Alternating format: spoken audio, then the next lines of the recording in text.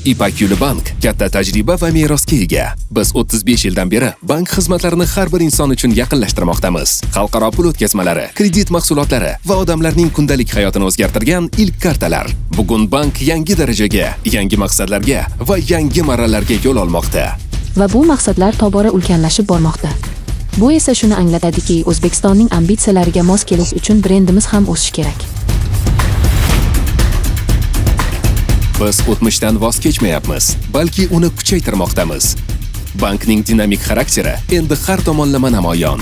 Mijozlarimiz ambitsiyalarni, ularning shaxsiy va biznes maqsadlarini, innovatsiyalar va barqarorlikka bo'lgan intilishlarini qo'llab-quvvatlashda. Yangi uslubda, yangi ovozimizda, yangi mahsulotlarimizda.